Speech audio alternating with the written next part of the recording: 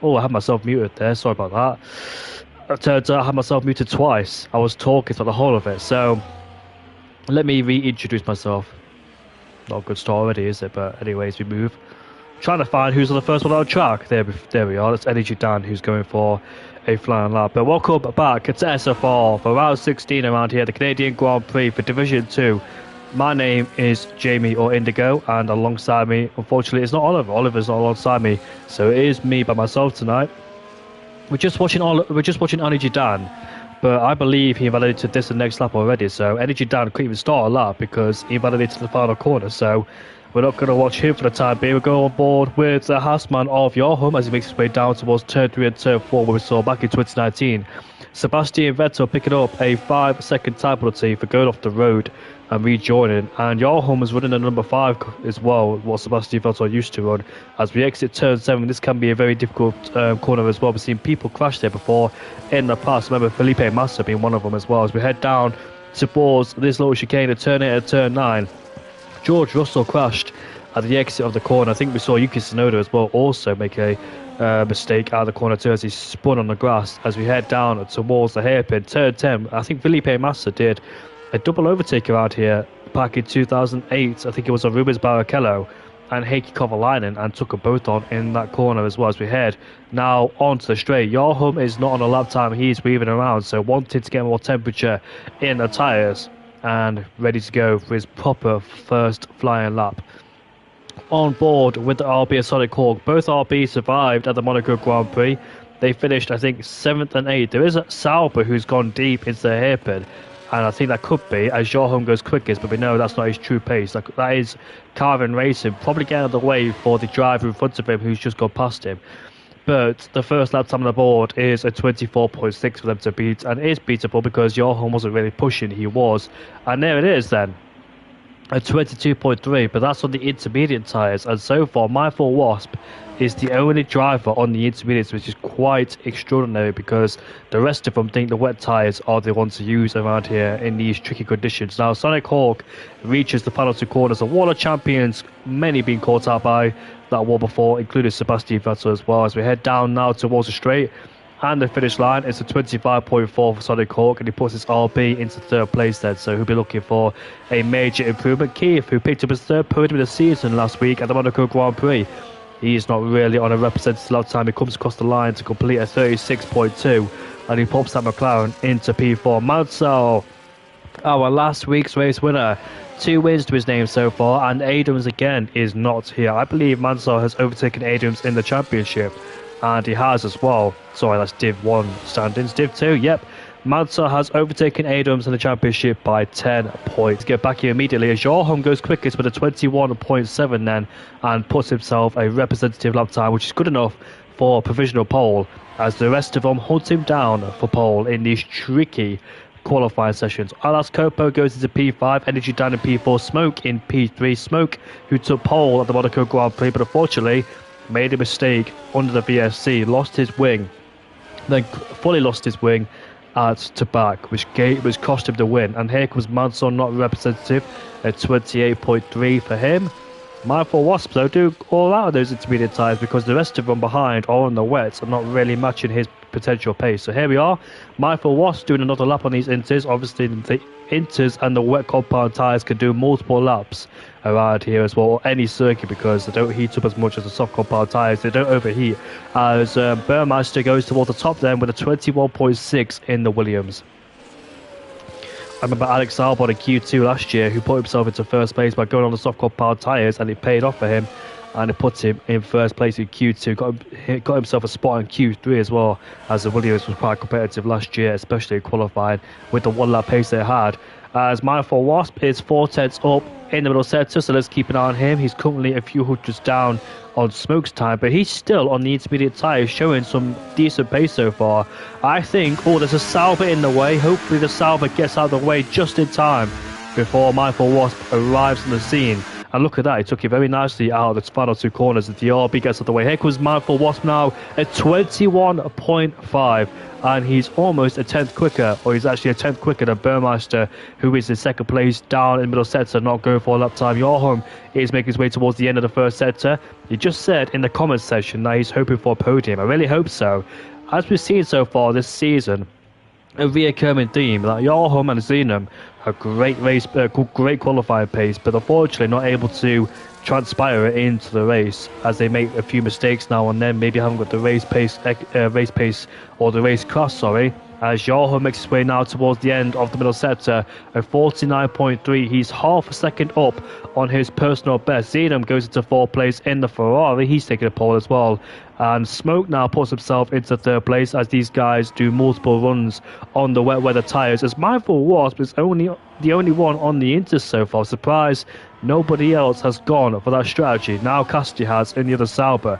As Mindful Wasp, Joachim makes his way towards the final two corners, getting very close towards there. But let's see where the Haas can put himself. He goes to the top of the timing sheets with a 21.2 as the Alpine gets out of the way. That's probably Energy down there in P7, which it is, as he cuts across the corner going down into turn 2. So Cassidy now has joined Joachim on Mindful Wasp, who goes quickest again, and here comes Cassidy, who stays in P13. But Mindful Wasp is flying out there on the intermediate, so I'm surprised nobody else is going for them, which is quite interesting. Other people know he's on inters, but nobody is thinking about going over to that strategy. So we'll see if they're trying to save a set of inters. Maybe it could be raining in the race, and therefore they could be saving a set of inters. But who knows what these guys are thinking in the cockpit right here, and the engineers will be telling them all the information. Now we've got some people coming out on the intermediate tyres then. I think the rest of them will dive back here, try and waste no more time being on these tyres as the Sauber goes off its turn 4 there. Gets out of the way for Burmeister, although he's not on a lot of time. Who was that Sauber?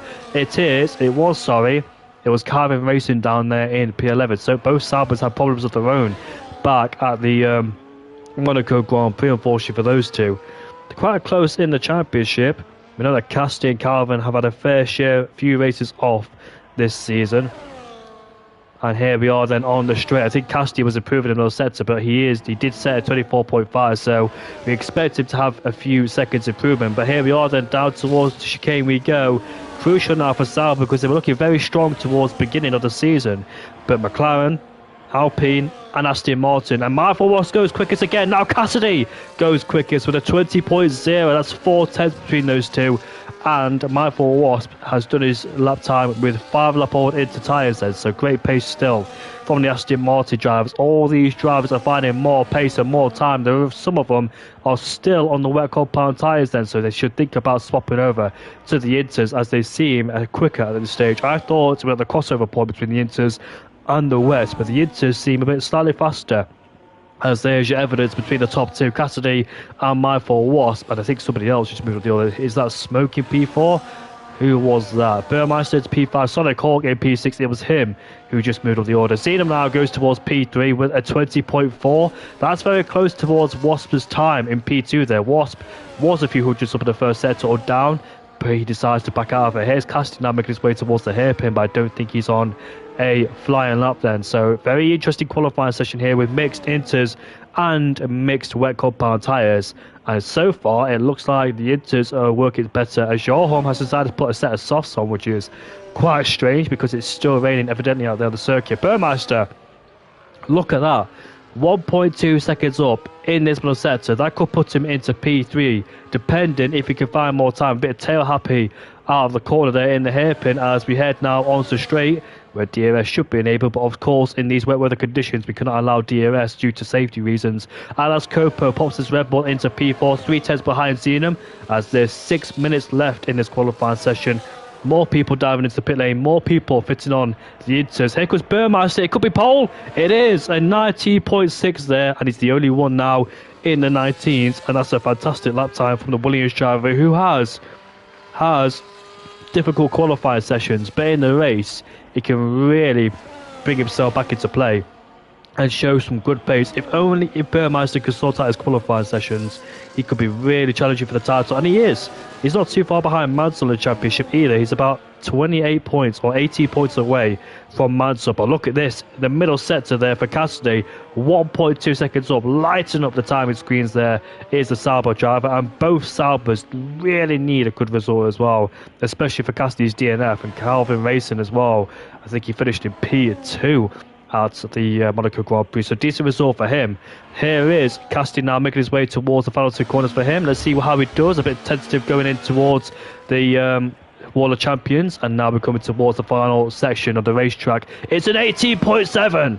Wow, 9 tenths quicker as Kalusa now puts his Red Bull into P2 then. So the track is starting, well, I'm not going to say dry up, but it starts to get better and better as every single driver is finding more time, more speed and more confidence in themselves. Energy Dan is in P10 going for another lap. Here comes Keith now, 1.8 seconds up in this middle set, so let's see where he can go. Burmeister across the lines again to go P3. Here comes Keith now, it's P4 with a 20.0, and I expect the times to come tumbling down now with the track constantly improving on the intermediates, and also the drivers get faster and faster, exploring the limits, see how much speed they can take, how daring they are on the brakes, and when they can pick up the throttle. I think Joachim, we're going to stay on board with him as we go down towards turn 3 and turn 4 there. That's very close, and he hit the wall on the exit too, but won't do him any damage. He can keep going with that one, and look at that, 6 tenths up already as he takes a wide angle going in towards 6 and turn 7 there. Short shifted to reduce the wheel spin,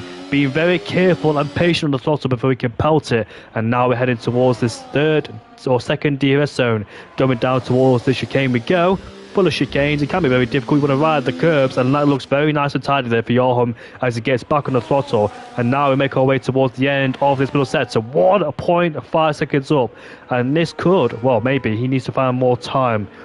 1.5 seconds, maybe needs to find a bit more time in this last sector. A heavy braking zone, a long straight, and 2 fast corners to come.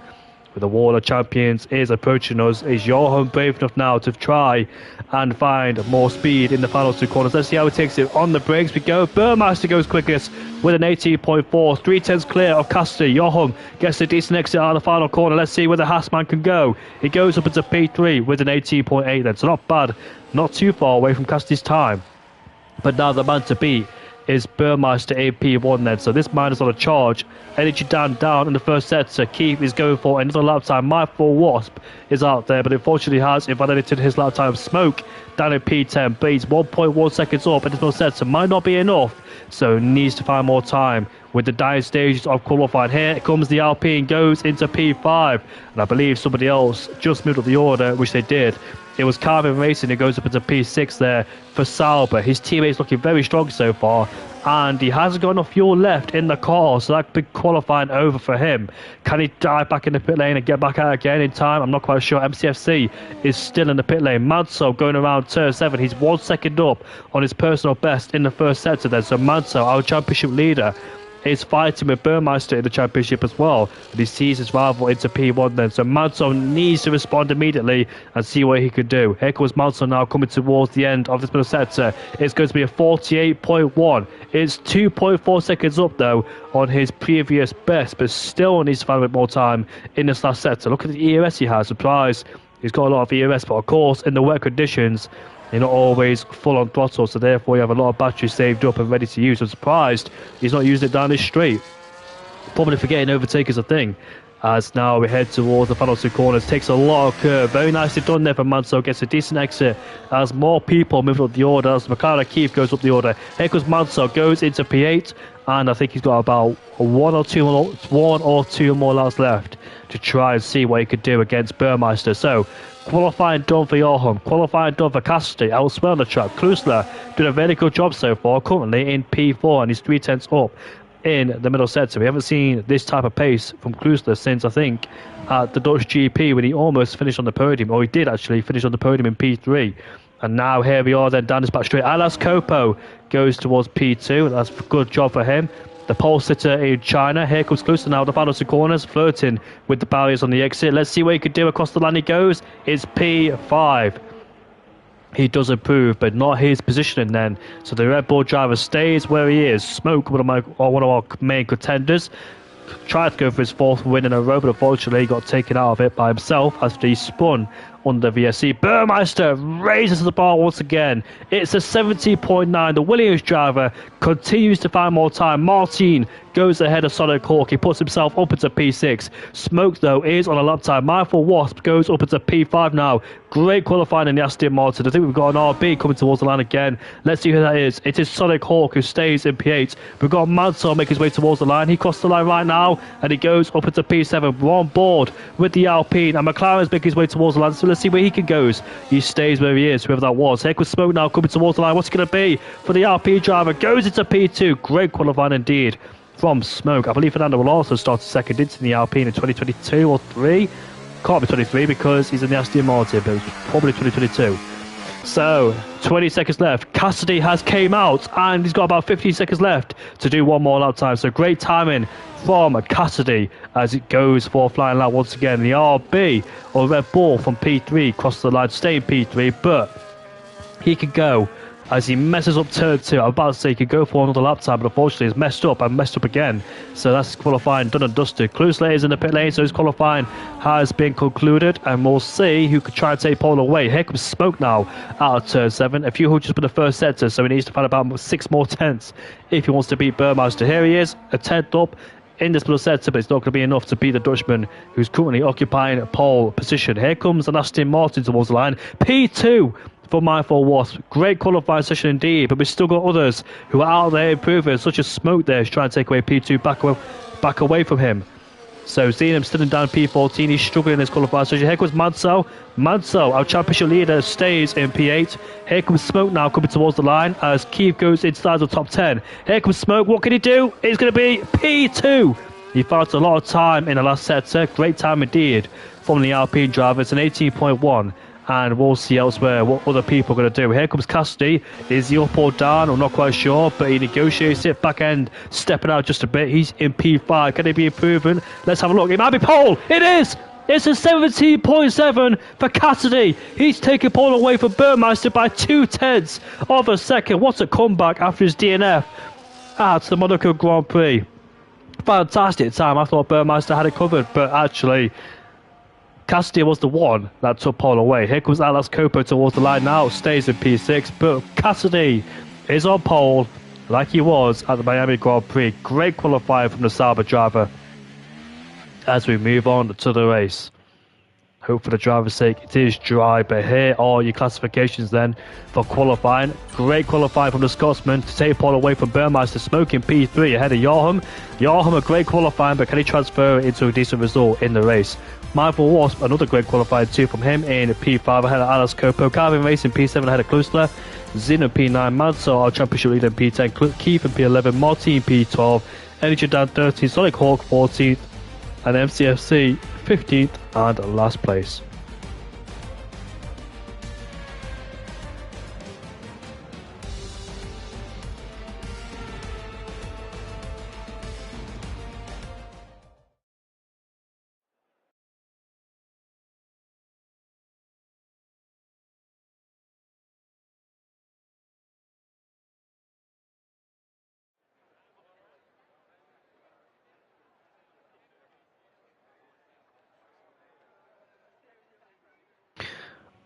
A nice sunny day here at the Canadian Grand Prix. So let's see then how this race goes. It should be an interesting one. 3 DRS zones around here. Plenty of opportunities to overtake around here too. So we'll see what will happen. Smoke missed out his fourth win in a row after losing his front wing under the VSC. It was Manso who took the victory, but seems to struggle here. Canada, maybe it's the wet conditions. Can he come back stronger in the race? We've got about, how many laps have got around here? I can't actually remember now. I did a race around here and commentated too, but of course, my memory is not the best.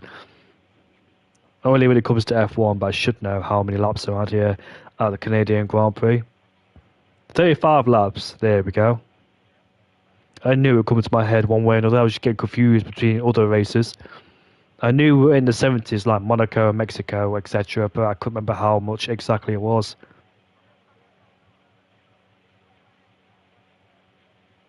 So then we're just waiting for the drivers to ready up, and we can get racing here at the Canadian Grand Prix, but of course we'll have the formation lads to get away first, and we'll see what tyre strategies the drivers have gone for. It's a short pit lane loss because at the pit lane exit, it feeds into turn 2, so the pit lane loss is not as bad as other racetracks. For example, the Singapore Grand Prix, Silverstone as well, that's a very long pit lane. The Russian Grand Prix as well.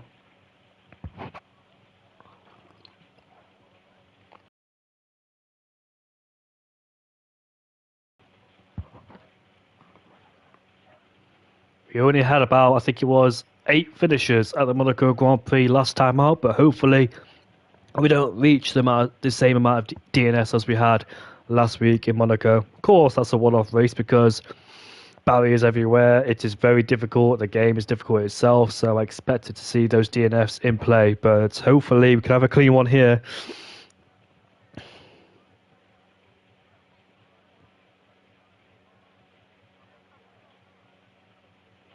"14 corners around here too. First introduced back at the 1978 race, formerly known as Gilles Villeneuve.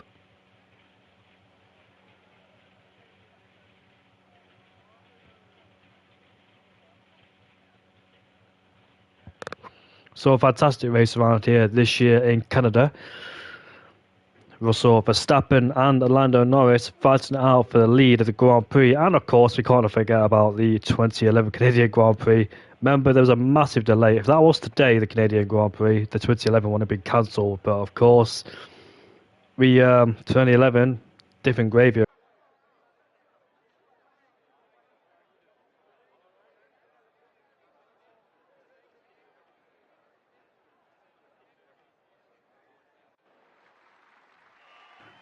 The drivers have been told they've got the green light to ready up and we can get going on the formation lap. So let's see what the tyre strategies are around here. So look at that, majority of them gone hard and the other 3 have gone for the medium compound tyres there. So I expect the people on the hard compound tyres to go on the mediums. The alternate strategy, of course, the safety car can come into play like it was. I think the last time a safety car came out in Formula 1 was at the Canadian Grand Prix when Logan Sargent crashed into the wall at turn 4. And what a race that was as well. We had plenty of action at the Canadian Grand Prix this year, one of the best we've seen so far.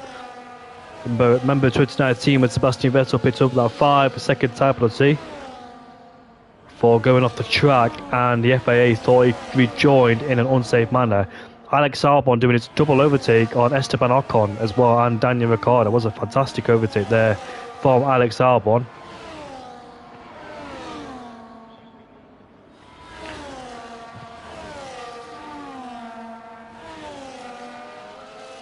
And Carlos Sainz as well having his crash with Alexander Albon as we come down towards the hairpin now.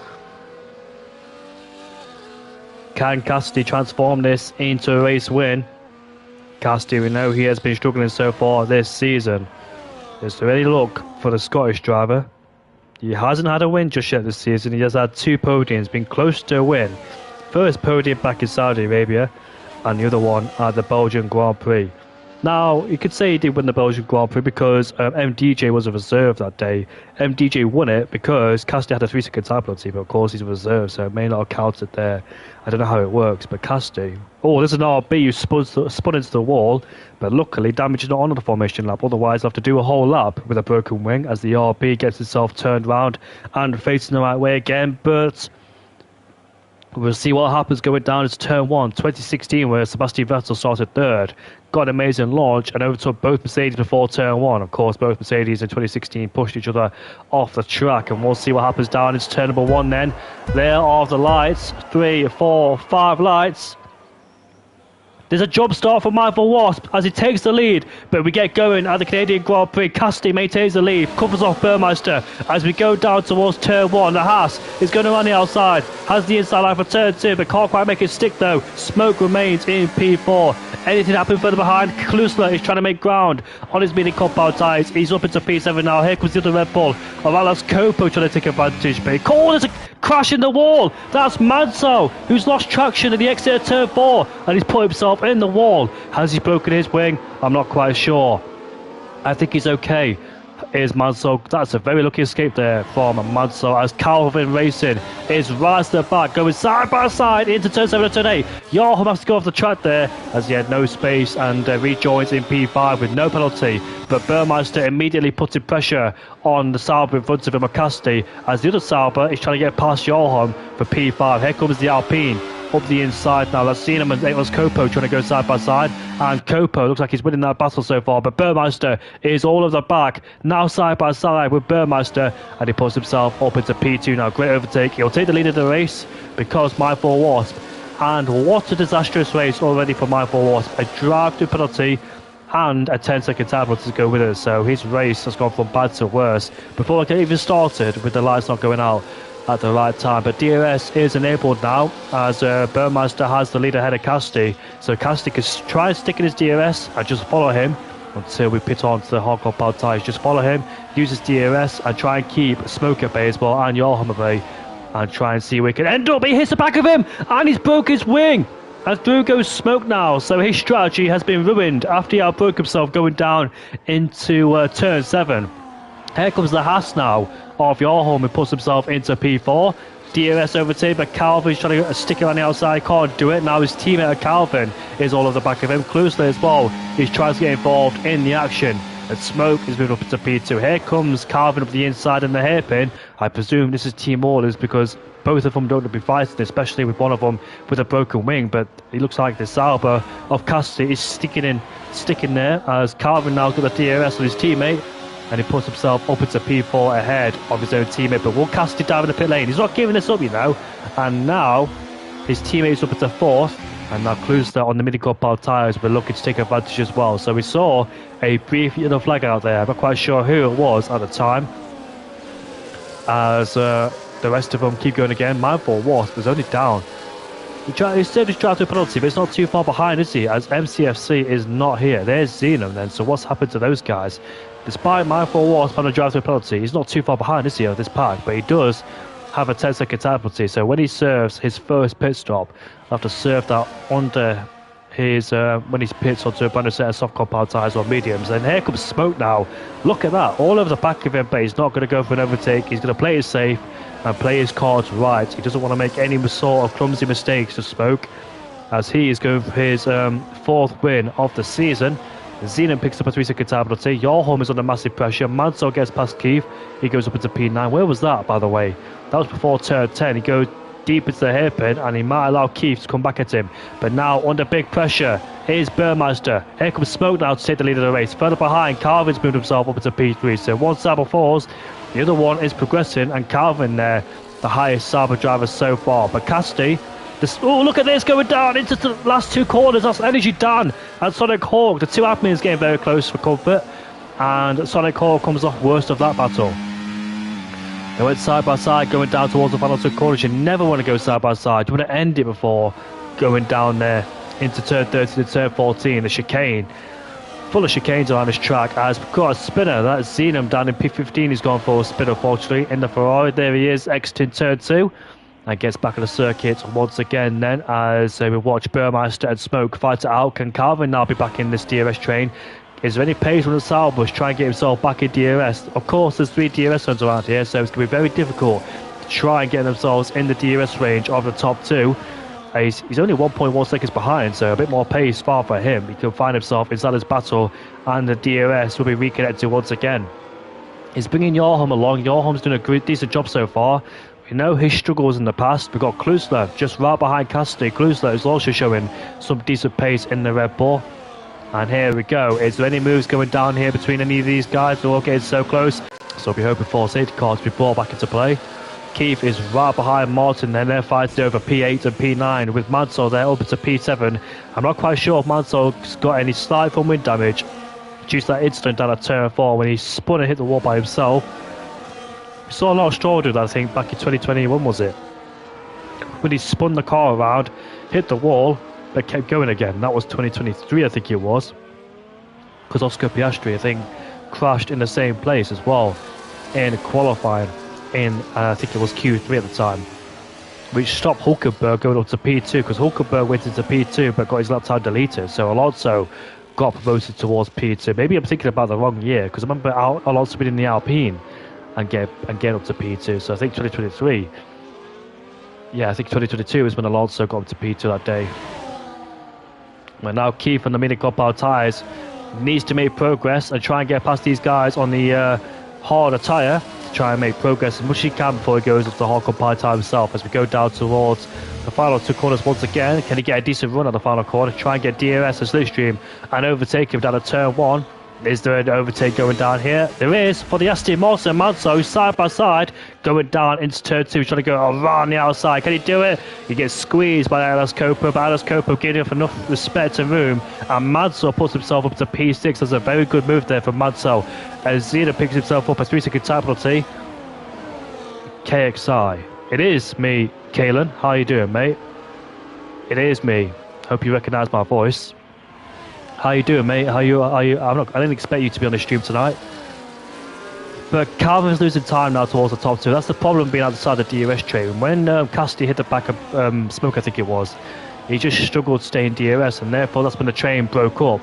The gap is now 1.6 seconds between Burmeister and Calvin. He keeps gaining the corners, but when it comes to straights, he just can't find any time, as the guy in second place has DRS and he's looking for an overtake. Here he is then. The Dutchman gets past the Alpine driver, and he puts himself up into first place as Burmeister now takes the lead but gets a wobble on at the exit of turn 14 there. And I think Burmeister does have the DRS because there's one detection point for 2 DRS zones. So that's why he has the DRS, for those who's wondering why Smoke doesn't have it behind. I will read out your comments, so just bear with me for a second there, Kalen.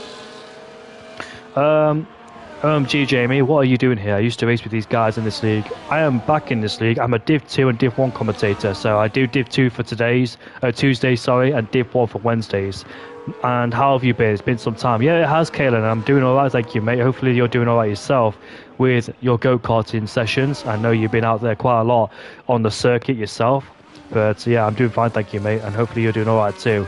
I do miss commentating over you, Kaylin. Oh, I think Carvin's spun and hit the wall. He has. Carvin has lost traction at the exit of turn 9 there, and he's hit the wall. And now he's lost a few positions. He's down into P8 there. I just saw the back end of the car just step out on him when we was on board with Smoke at the time, as the camera panned off towards him.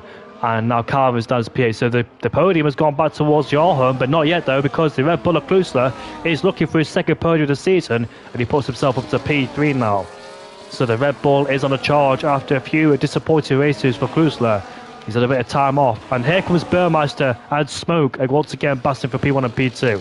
And Smoke puts himself into first place. This is going to be a fascinating battle between first and second place, with those two constantly squabbling over first and second. We'll see which one of these two can get a win. I don't believe that Burmeister has picked up a win this season. He hasn't. He's been so close.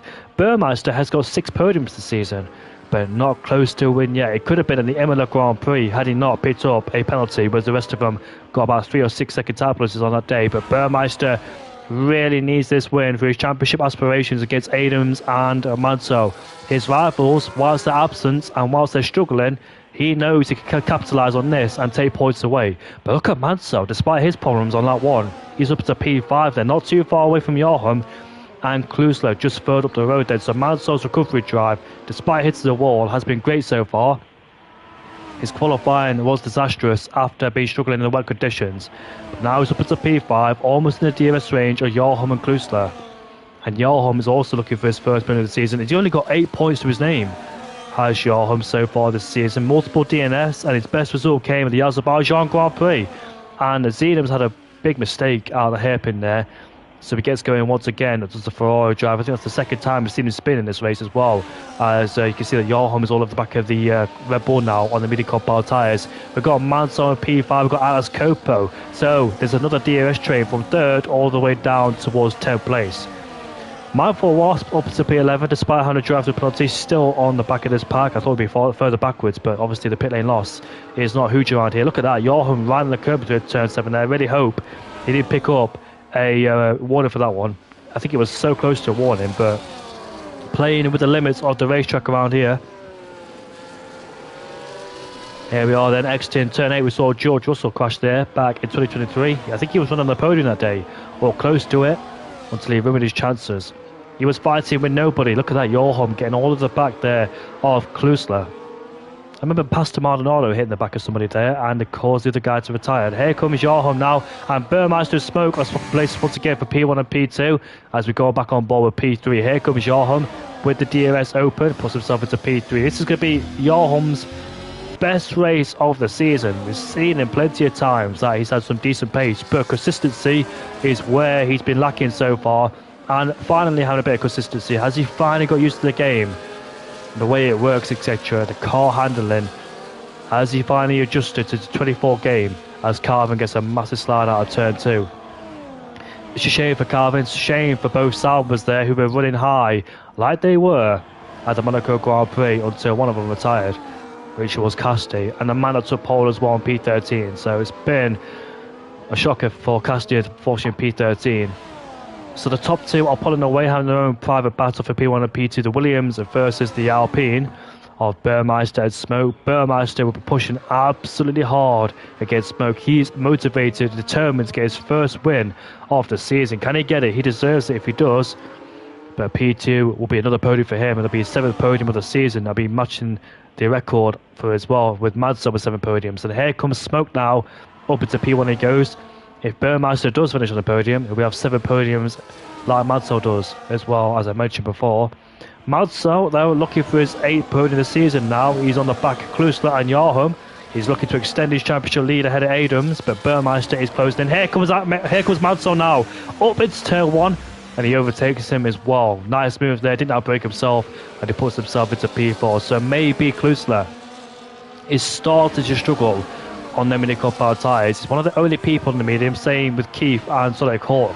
We know that Cassidy went from harsh to mediums, getting rid of his front wing damage, so I think a 2-stop might be on the cards tonight for Cassidy, so we're hoping for a safety car at this point as well to bring it back into play and make his strategy right again. And now Joachim finds himself the championship leader right behind him, so Joachim's trying to go for his first podium and have his best result since the Baku Grand Prix and Belgium. So he's only scored points twice this season, Belgium and Baku, and he finished outside the top 10 in both of them as well. He's DNF'd. He's had a lot of DNFs this season, has Joachim. I'm counting about 8 DNFs, although he did pick up the fastest lap of the Grand Prix in Monaco with a DNF too. But one count as a point, because look at that. Kloosler's under massive pressure from his teammate behind him. Here comes Alex Copa now as he puts himself into P5. I think the peak performance of those tyres have... Alex Copa jumps the curb there, but still makes it. I'm surprised he didn't pick up a 3-second tablet of that one. Here comes Manso now, and he puts himself into P3 on the podium. But Joachim, can he stick in? Oh, he makes a mistake, he spins, and he's hit the wall. It reminds me of Felipe Massa when he spun there as well. That's a very weird mistake for Manso. We don't see many people spin there nowadays. So Manso, after hitting the wall at the exit of turn 4 in lap 1, making a recovery drive, got past Joachim for P3, has fallen down the order, and he'll be absolutely kicking himself with that one. That's a very small mistake, a very simple mistake there for Manso. Both Aston Martins having their own problems in this race, Mindful Wasp and Manso. Be absolutely furious with that one, and that'll put a smile on Burmeister's face. He was only about 18 points away in the championship, away from Mansell, so very handy points indeed. Carvin Racing now putting big pressure on the Red Bull driver in front of us on the mini compound tyres, but Burmeister looking for the lead of the Grand Prix again, as these two constantly trading DRS and put themselves into first and second. These two having their own private scrap, and they're pulling away massively from the rest of the field. 7 seconds is the gap between P2 and P3, so it's really helping them with them trading DRS, not fighting too hard in the braking zones. But I can't wait to see the fight at the end of the race with those two. Who will win the Canadian Grand Prix? Will it be Burmeister? But look at that, Carver's lost it at turn 2, and once again lose the back end of the car, stepping on the power a bit too early, and now he's lost place towards Martin. But McLaren, is that Keith who's gone for a spin? Is that Keith? I'm not quite sure. Did he make a mistake out of turn 2? That's where the yellow flags were. I'm assuming it's him because he's got Aston Martin and Manso or Mindful Wasp right behind him. We're seeing plenty of drivers make mistakes around here in Canada. It is a very difficult track with the heavy traction zone, the high-speed corners, and the curbs as well in the chicane. I said the chicane. I meant the yeah, what's it called now? Not a chicane. Yeah, it is a chicane. I got chicane mixed up with hairpins. I don't know why that was, but anyways, here we are out of the hairpin at turn 10 and turn 11. Joachim's under massive pressure from both Red Bull drivers behind. Now, Atlas Copa could be in the hot seat for podium as well this season. Not had a podium since the Imola Grand Prix, but him and Zeno picked up his first podium of the season. So Atlas Copa now looking for a podium. And I think the Red Bull driver is lagging just a bit. I don't think he jumped the chicane in the final 2 corners. I think it was due to lag. Otherwise, he would have gone straight to the wall, because there's no way you can have that car control. Carver's still in P7 though in the back of this DRS trade, so let's see if he's got the pace to try and still match up with these guys and try and still pick up a podium if it's possible around here. But look at Martin putting massive pressure on Kloosler in front of him. We know that Kloosler's on the medium compound tyres. Their grip has surely gone and washed away, and Zedam now has picked himself up a 3-second tablet. So those medium compound tyres must feel horrible for the Red Bull driver there, and he might drop even more places with Martin all over the back of him side by side, and he's late to the brakes. Does he make the corner? He does. I thought he should jump the chicane there, which he didn't, but what a lovely move there from Martin to put himself into P5. It's a shame now he's got a 3-second tablet added to his name. But we know that Burmeister smoke once again, first to second, and they're trading DRS in the right place at the right time. You can do this all day long in first and second. Try and build up a massive gap towards P3. And don't fight in the braking zones. Don't fight in the corners. Just trade DRS on the straight and try and build up a big advantage up on your rivals behind you in P3. Because the gap is now 7.5 seconds as Keith there has finally ended his medium stint and will go onto the hard compound tyres. So Manso will take over 10 places. And each Dan has picked himself up a 3-second tablet. We know that Manso has lost a lot of pace now because he's broken his wing At turn 2, we saw Mark Webber, I think, and Lewis Hamilton make contact there in turn 2. When was it? Back in 2010? Can't be 2011. Maybe it was 2011 because I remember 2011 was a wet race as well, wasn't it, in 2010? Yellow flags in the first sector. That's a red ball on an RB, sorry. Sonic Hawk going for a spin. I really wish they changed the colour of the RB and the red ball. Can't quite tell which is which these days.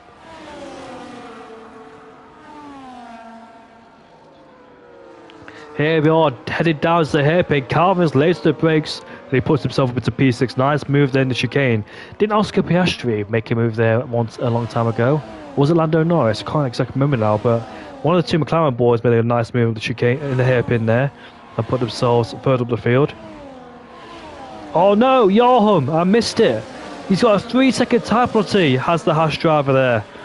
And Martin does as well, as Klusler is in the pit lane. So Alex Copo will now for definitely get a podium, unless, of course, he picks himself a penalty in this race. But that's very crucial for Joachim. He's finally doing a really good job, is Joachim, after multiple spins and multiple first lap mayhem as well. He's finally found his feet here in Canada and put himself in a really great position as well. It's a shame about that penalty for Joachim, although he does set a personal best in the first sector, even on 15-lap-old hardcore power tyres. But now, Joachim there will have to carry the burden with that 3-second penalty, and we'll see then where it will drop him towards the end of this Grand Prix. It's going to be hard to put the DRS away from Alex Copo. Alex Copo, he's done a really good job so far in P4, catching up with Joachim, keeping Martin and Calvin at bay, and capitalising from people's mistakes as he gets super close in the hairpin. Can he try and set himself up to try and take P3 away? However, the top two is scrapping away once again as Burmeister puts himself into first place. But the fun will start to happen once these guys switch over to the medium compound tyres. They're just settling into a rhythm so far, managing the tyres, managing the pace before they go on to another set of the medium compound tyres. So Atlas Copo now puts himself into third place, into a podium.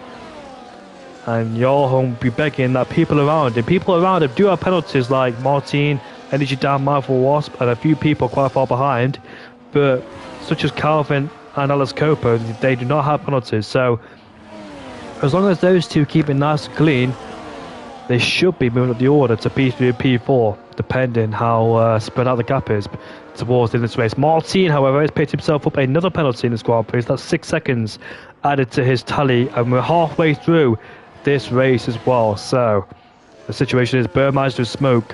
Which one of those two will pit first? Burmeister's looking for his first win. Smoke is looking for his 4th win of the season ever since he joined back at the Imola Grand Prix, or Monza, sorry. He's done a fantastic job so far. He missed out on a win in Singapore because of the wrong strategy, and here he is, right at the back of Burmeister, but does not go for the overtake just yet, as they just have a bit of cat and mouse games between those two. Joachim has put himself into 4th. Calvin Race has put himself into 5th place. Is there a chance of a podium for Calvin? Can he close down Alex Copo and Joachim? Here is Alex Copo again, but this time none of them have DRS, I don't think. No, which is surprising. They didn't have DRS down that straight, unless one of them forgot to turn it on. But Copo, in fact, Calvin's caught up now to this battle because he had DRS down the straight and was able to catch those two, and he's brought himself back into contention after making a few mistakes in this race. Where was the mistake? Was it turn 3 he made that mistake, or turn 2, sorry? Where he's dropped him a few places? No, it was at turn 8, wasn't it, when he made that massive mistake of going out wide and hits the wall. But luckily, he was so lucky not to hit the wall, or hit the wall and lose his front wing. That could have been very detrimental to his race, but a second chance has been given towards the Sauber driver, and can he capitalise on that? He knows people around him got 3 second time penalties. Copo doesn't. So Calvin's main focus is Copo in front of him in P3. Carver is looking for another podium in a row after securing P2 at the Monaco Grand Prix. He's looking for his 5th podium of the season as the top two once again stretch their advantages. Almost 10 seconds is the gap between P3 and P2 there, so they're very comfortable, those two, but they won't be comfortable when they fight each other later on in the Grand Prix on the medium compound tyres. It's going to be so fascinating to watch who has got the pace to beat who. As Lord Danny Boy, my favourite guy in the chat, has come in and gave me another interesting fact. Did you know Atlas Copo is a Norwegian RC boat racing champion? Well, Copo and Xenom are many things. Got so many titles to their name, but they can't seem to win. Atlas Coppo's ahead of Johan, but I think our host is leaving. What's happening here? No, there he is. As we're watching the Aston, there he is then. So he's out of the pit lane. He's on the brand new set of media compound tyres. I was a bit nervous, but who on earth is leaving the session? It says Johan is up into P3 now ahead of Atlas Coppo. We've not had many connection problems for a long time in this game. So I really hope that we don't have one today, because it's lap 20. We've got 15 laps left to go and we can't afford any connection issues. So for those who wondering what happened to Mansell lost it at turn 4 on lap 1. He kept his wing intact and he dropped down to P9. Got back up to P3 at turn 1, but lost it at turn 2 and lost his wing. But whoever the host is, I'm not quite sure what's going on there. Somebody is leaving this session, I'm not quite sure who it is. So Mansell now he's got a full wing and newer tyres. Can he get back up there? Look at that side by side of the pit lane between Mansell and Cassidy. He puts himself up into P12. Hello Ellie, hello Simo, hello John. How you all doing? Nice to see you all in the chat. So Mansell and Cassidy on the brand new semi compound tyres. We know that Mansell had to pit to get rid of his broken wing and do his one stop. We know that Cassidy had to pit because he pitted the first time on lap 6, I believe it was, to get rid of that front wing damage on a new set of mediums, and he had to do another set of medium compound tyres as well. Cassidy, Calvin, sorry, has put himself into P4 ahead of Atlas Coppo. That migrating host is really annoying, by the way. Don't know who's going to leave the session, but it got me very worried there because I thought I left the session with a migrating host. So the gap now is 7/10 between Burmeister and Smoke. They're going for a very long stint on the hard compound tyres. Could they take the softs on? Maybe a bit of a stretch for the soft compound tyres. Johan though still in P3 because Atlas Coppo has been dropped and somebody else has lost it. Martin has lost it at turn 7 and he's broken his end plate. So Martin was in a really good position there until he lost it. He did have a 6-second time penalty there added to his name. All good, Jamie. How are you? I'm good, thank you, Simone. And how did you do yesterday in Div 3?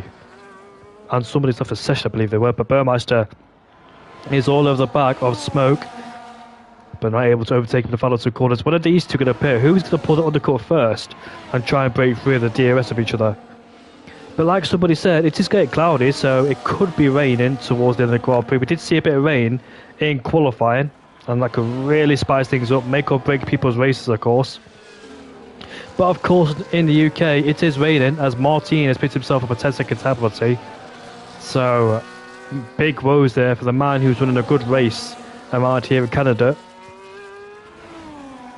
But Johan's got some dissipation now in P3 because the gap's 1.2 seconds though. But now he's at the DRS. Can he try and get that gap over 3 seconds? It's going to be a very difficult task with these guys level pegging in terms of pace. But these guys are still yet to make their one and only stop. Cassidy set the fast lap of the Grand Prix.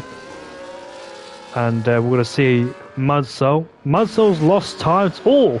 Cena's gone for a spin at turn 2. And he has to do a full 360 to get back. And Burmeister is about to overtake Smoke. Here we are, side by side. As we go down towards the final 2 corners. Then these two are not pitted just yet. There's yellow flags everywhere. There's a Haas who's going slowly in the pit lane. That's MCFC, who I barely mentioned this race because he left in qualifying. And Atlas Coppo has re-overtaken Calvin. And so what's happened to Calvin's pace? When Calvin overtook Coppo, he was all over the back of Johan. But something must have happened during that stage. And Coppo is now back in the DRS range of Johan then.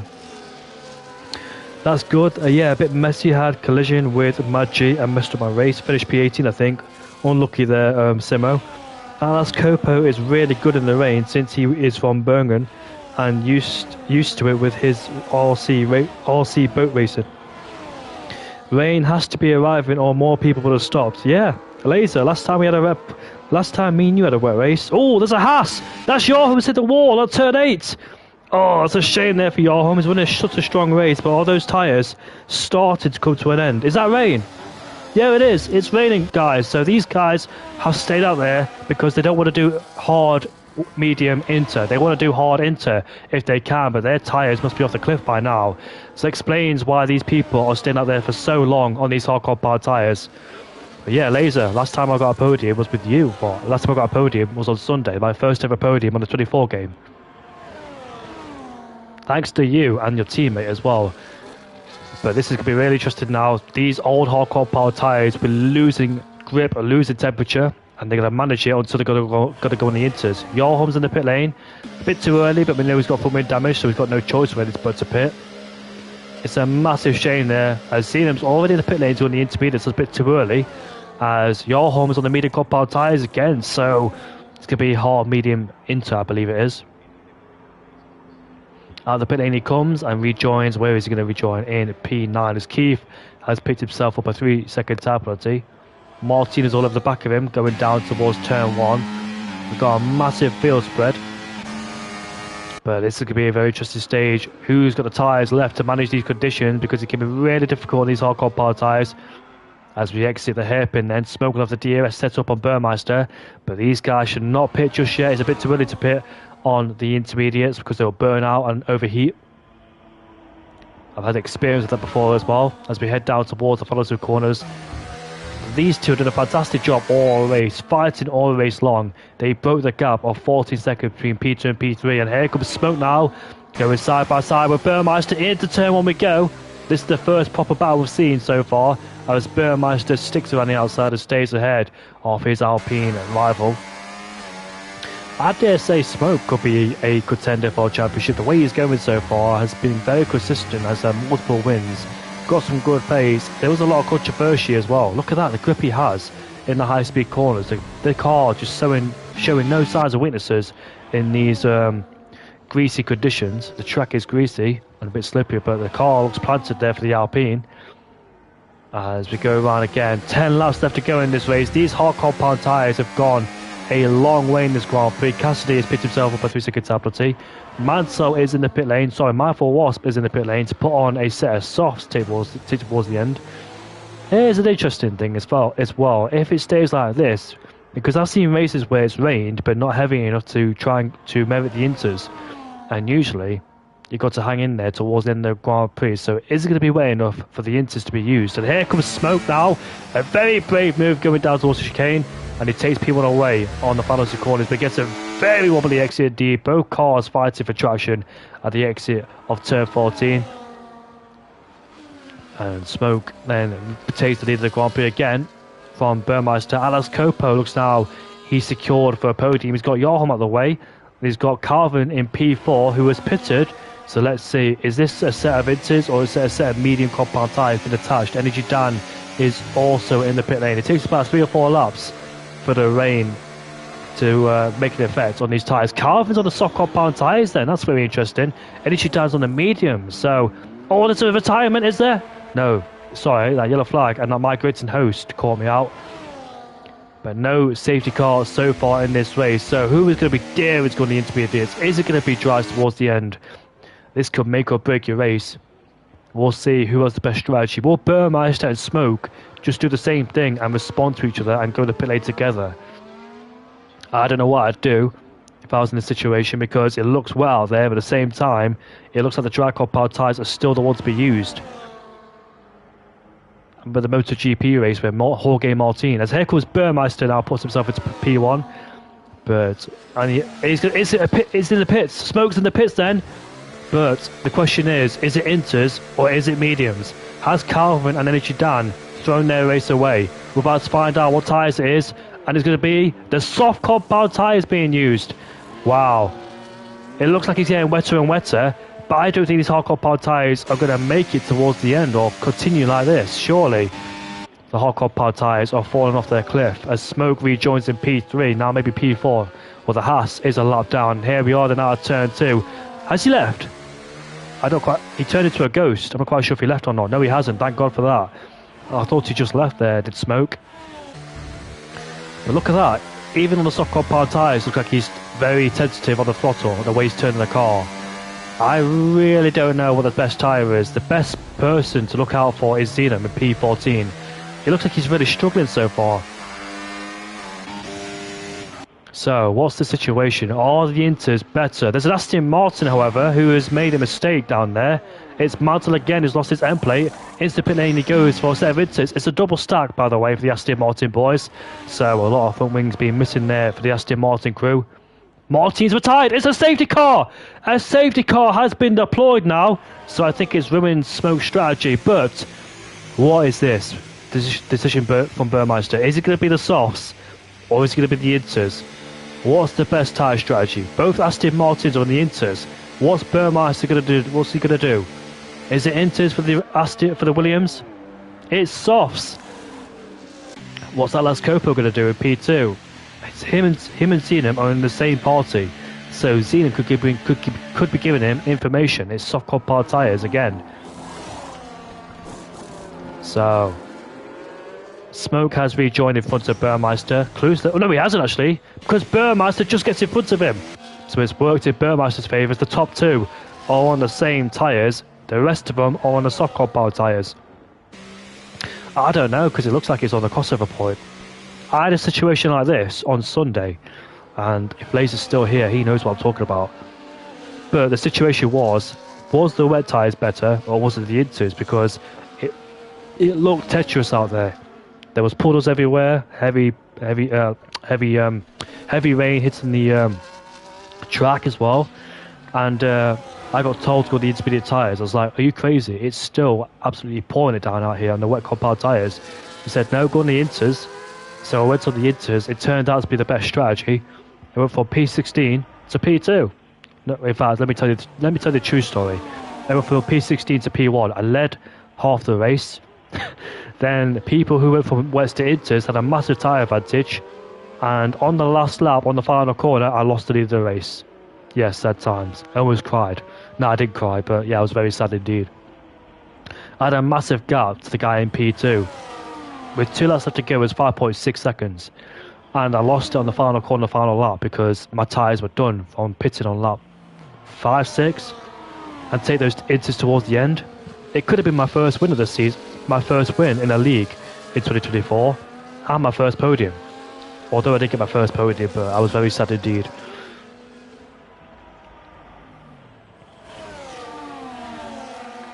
So, who's in the pit lane again? That is Calvin Racing, who's dived into the pit lane, and he's going to put on a set of intermediates now. So he thinks the intermediates are the better tyre. That's very interesting.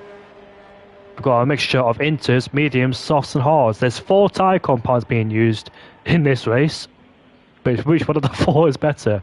There's his teammate in the background. That tells you how long away or how far behind he is. Unlucky, bud. Proper feel for you. Thank you, Simo. What league do you race in? I race in a league on Sunday. So that was yesterday, wasn't it? No, Monday was yesterday. But I race in ALR, if I'm allowed to say it. And that's the only league I race in. I commentate every other day, but I only league once a week because I'm not really interested in the F1 game. Although I'm getting better and better. In that league, I spend a lot of time getting knocked out of Q1. Then I finally picked up the pace and finished in P2. And guess what? I beat Laser too. And Laser's always racing. So, there are about 6 laps left to go in this race. This is going to be very interesting. The highest interval is in P7. Let's see, is the pendulum going to swing its way? Is it wet enough for the intermediates? Or can the guys on the soft compound tyres? This could be a repeat of Div 1, I think, of the Hungarian Grand Prix with the Inters with a better tyre towards the end. It could be a repeat of that. Laser and MDJ capitalised on that. This could be another repeat of the Hungarian Grand Prix, where the Inters just kicked in towards the latter stages, and those guys who are in P5 and P7 on the Inters beat the guys in the dry compound tyres. We may not see Burmeister or Smoke winning this Grand Prix. It could be the guys in the Inters. So the rain hard enough now, surely. Sonic Hawk is in the pit lane. He's got put on a set of Inters. Nice. Think you're Div 1 pace in SFR. Well, if it was last season F1 23, I definitely would be. But I don't know where I am these days, as the set of intermediates go on to Sonic Hawk's car. This is going to be very interesting now. Carvin does not have a 3-second time penalty. He could be contentious to win. Maybe the intermediates could be a better tyre. Maybe we just have the crossover point between the inters and the soft compound tyres. I expect Carvin to make his way through like a steam train. Zenon picks himself up a 3-second time penalty. And that's funny enough under a safety car as well. Hold on to your hats in the next 4 or 5 laps because we could see a massive change in this race. We thought Burmeister and Smoke had it all, but there were the soft compound tyres, and those tyres could not be the best towards the end. Surely the safety car is in at the end of this lap, and we'll see what's going to happen now. Is the rain still good enough to be on the dry compound tyres, or have the guys who switched over to the inters made the right call? We're surely at the crossover point. There's a few puddles developing on the circuit. Those guys in the inters there, they could be very careful not to make contact with people on dry compound tyres because that could be a factor as well to lose their Grand Prix. Here we are then, with 4 or 5 laps left to go in this Grand Prix. Burmeister leads, Smoke in P2, but will that be the order towards the end of this race? There is a Haas car, which is MCFC, in the way. As we head towards the final 2 corners, Burmeister will lead them away, but will they have the grip on the soft compound tyres to make it towards the end? Here we are then, starting lap 31. There is 4 laps left to go. The main person to watch out for is Carvin. Here comes Cassidy. What's happened between those two? Energy done. And Clouslas backed off there, so that's a double easy overtake. Here comes Carvin now, around the outside of turn 2. The intermediates could be the better tyres. It could be a double Sauber podium. It is. He puts himself up to P4, he overtakes him. And next target is Atlas Copo. The intermediates are working. Look at that, better exit there.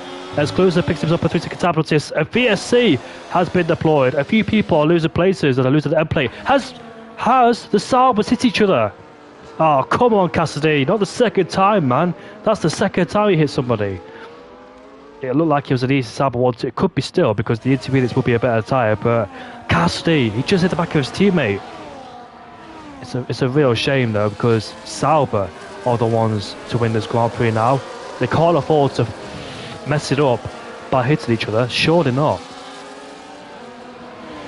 It looked like both Saubers in the opening stage of this Grand Prix lost it all due to their mistakes, but here they've got everything to lose now.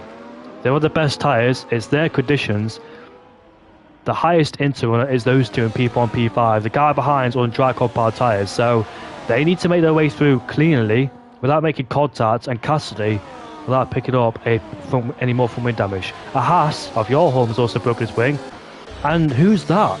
Smoke has got a drive-through penalty for speed and under the safety car again. Oh my goodness me.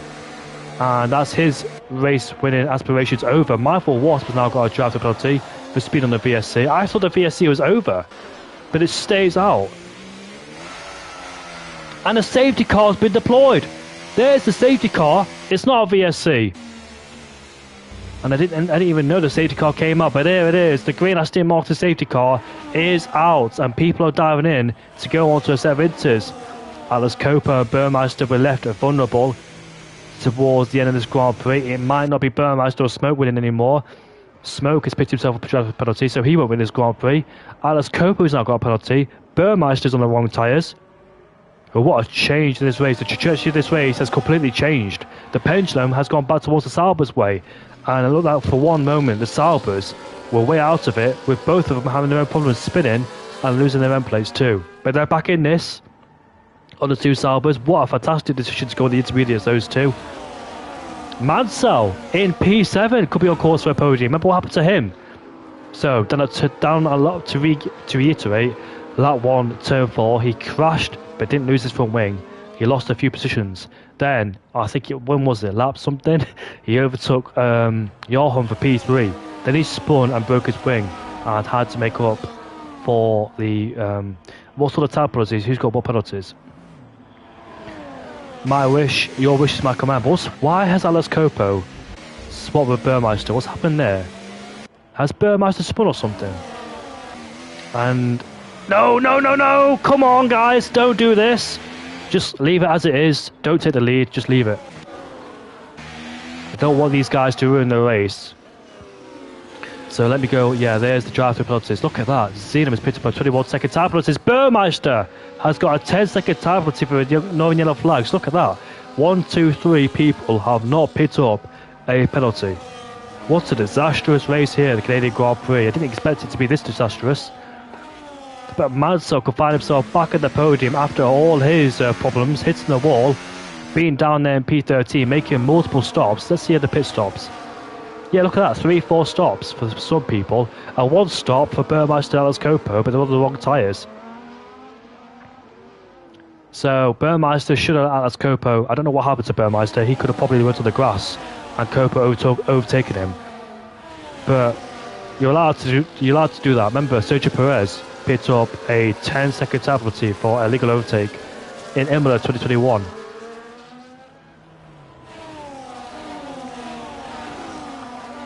I don't know why people are swapping places. It's very strange indeed. I'm getting a bit confused now, but here we are, then the safety car is coming in. The second safety car in 3 laps. My thing has been glitched as the pack is being slowed down.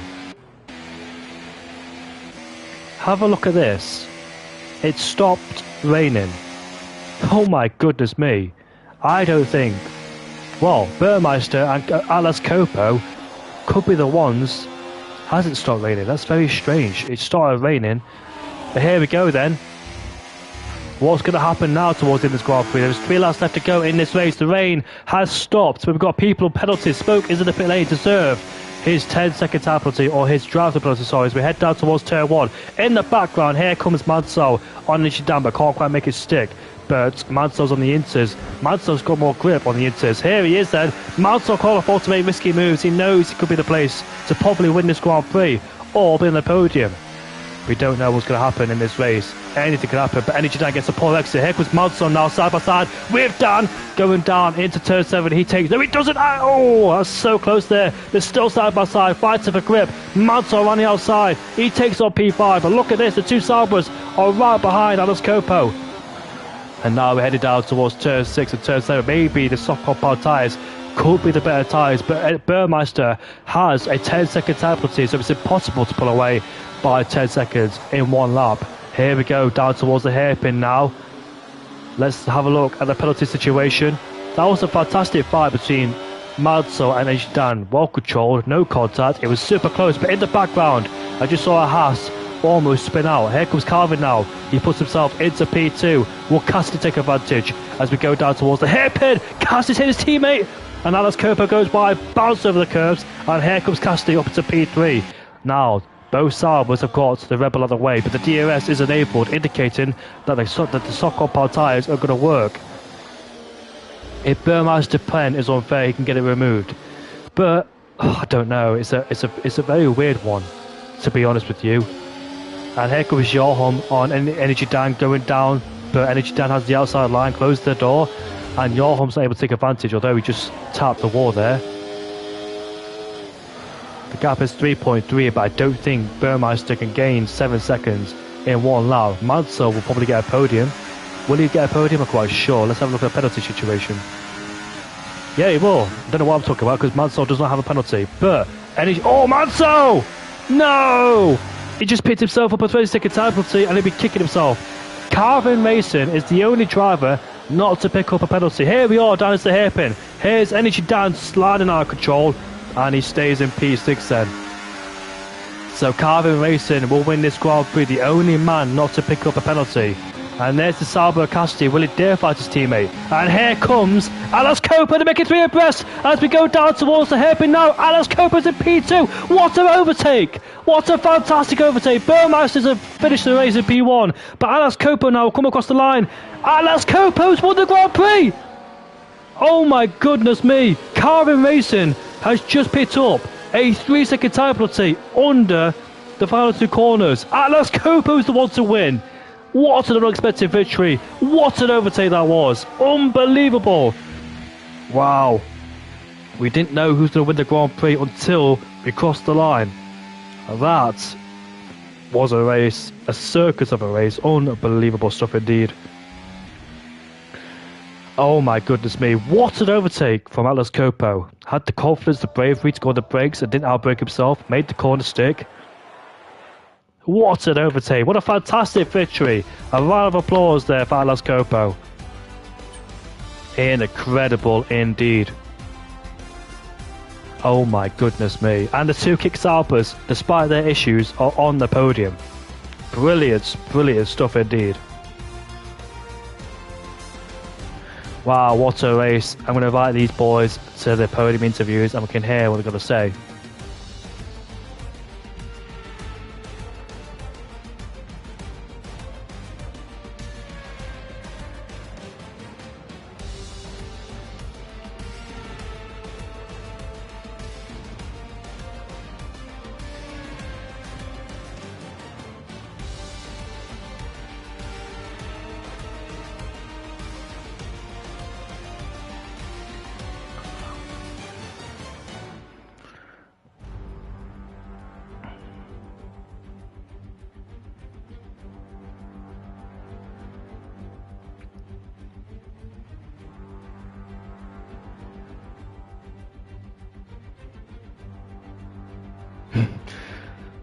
Calvin Racing.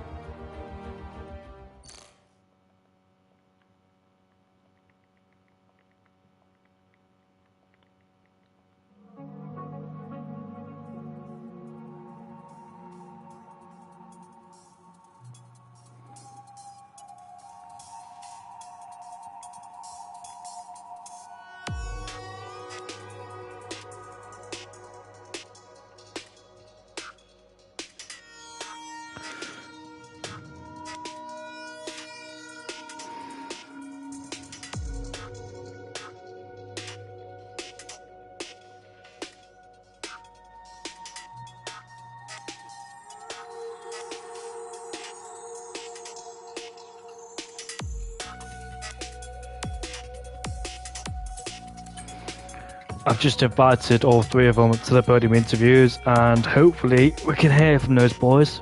It should be an interesting one.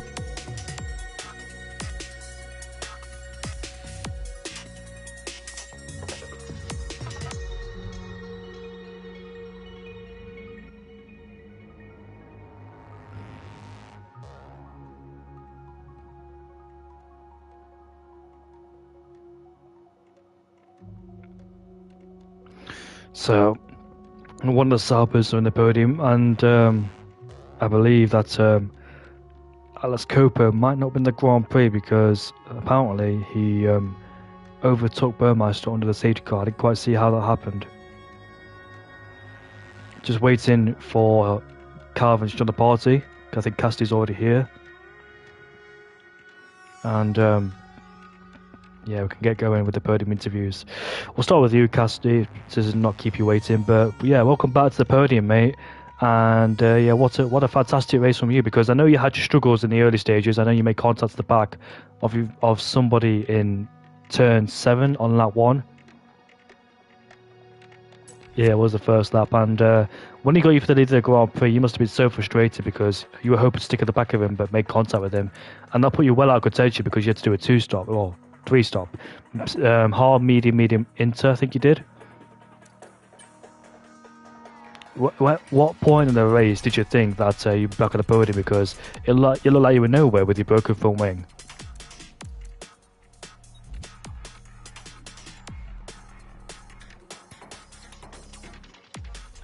We can't hear you, Casty, mate.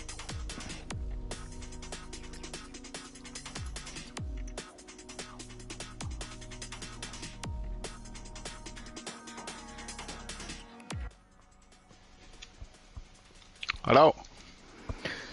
Hello. Just waiting. Casty, go to the party settings, mate, and make sure a voice is allowed to share. And we can hear from you. Is that me now, lads? Can you see me now, lads? Yes. Jedson says yes. Sorry about that. It's alright, continue what we were saying. Oh, just when Martin went and put his car on the wall, that's when I knew I could might have had a chance, when the rest of the cars never pitted for inters. I don't know what they were doing. I don't know. I think it was Martin that crashed. It was him. Back into the race. So that second safety car came out, and you two look like the ones to win because you're on the right tires. But all of a sudden, it And rained for like a few laps, and it stopped again. So were you and two a then bit another nervous? safety car came out, or virtual, wasn't it? That came out for the last lap, last two laps. There's another one. There's two safety cars. Yes, two safety cars. The first one, I actually can't remember now because it started raining, and you guys on the right tires at the right time. And the second safety car stopped raining. So were you guys a bit nervous you might lose the win towards Burmeister because it started drying Well, up? yes, because you could see the sky getting brighter as well. It was dead dark 5 minutes before then, and then it started getting bright. And then I don't even know what happened that last corner. I don't even know. I don't even know what happened, to be honest. I'll need to look back. It was a bit of a weird one, wasn't it? Because it just rained heavily, then all of a sudden it just stopped again. Yep. Because it seemed like before that second safety car came out, you two Sauber's were in the best position to win the Grand Prix, being first and second. But that rain stopped, and therefore the guys on the dry compound tyres were able to fight back. It was like you didn't know who was going to win at all in that race. And my 3 second penalty didn't help me as well, so it was. So that was that. Good race, but You must be happy there because I know that you struggled in the first half with your broken wing, having to do an extra stop because you were yes. doing hard, medium, medium. But P3 should be nice for you. Thank God I'm back to the podium anyway after the last couple of races. Been a nightmare. Yeah, it's your third podium this season. You had your TNF back at Monaco, and after that, you had your difficult times as well. But you're finally back in the podium. I think it's your first time since Belgium. Think so, something like that, yep. You're finally Been back a in the long podium. time. Does this Thank boost you your very confidence much. now for the next upcoming Oh no, races? because the next couple of races they'll know my tracks. So first half of the draw, the tracks were good. The second half weren't so good.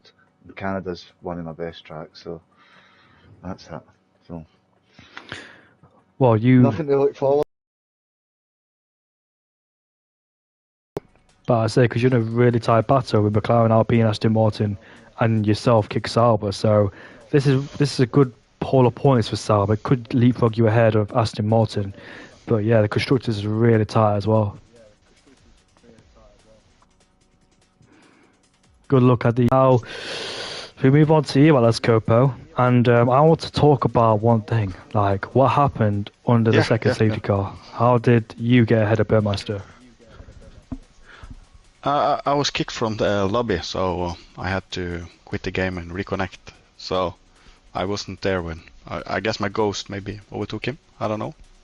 I had I was out in the PS5 main screen, so yeah. But I was able to join back during the safety car. So I bet you so thought I think yeah, that's yeah. I was kind of knowing inside that Burmeister maybe get a 10-second removed because I had Lord Danny Boy and a couple of others OVR guys in the chat with me, so they were watching the stream, so they did see that I was disconnected, and yeah.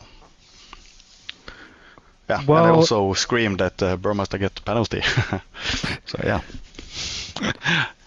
Did you know all that you well, I don't know how to talk about this because I was sure the medium, neither Inters was the right tire when there was only me and Smoke, and now me and Burmeister and somebody else left on the dry tires, and everybody was on the Inters, and I was like, okay, this is P10 for me. But then it stopped raining at the right time, so. But I was completely sure I had one more lap. So when we were coming into the hairpin for the last time, I was saying, okay, take it easy. I have one more lap and I have better tires, so I'm gonna take these two. And the guy started shouting at me, no, it's the final lap. So, and then I just had to go for it. Yeah. Well, I hate to say it, mate, but I think that you could lose the win because yeah. I know Burmeister gonna have the win. Yeah, for sure. Yeah. I think that's a slam dunk. Well, congratulations on P2, anyways, because you've done Yeah, an incredible I job. think so. I think so. I'm very happy. But I also had, for the first safety car restart, I had like this. I think there was the MC FC guy. He was one lap behind, and he was between me and Smoke. Yeah. And he braked just before the finish line, and I overtook him because he was gonna let me by. And then I had to let him back, and then that's created some chaos, I think. Yeah, because he did the right thing to like let me go, but I think it was before the start finish line, so then I got illegal overtake, and I had to let him by again. And he was like continue braking, so that it became quite messy, I think. Well, thank you very much, mate, and we'll ride it off there. So congratulations on P2, another podium for you after a podium at the Imola Grand Prix, and we'll see you whenever.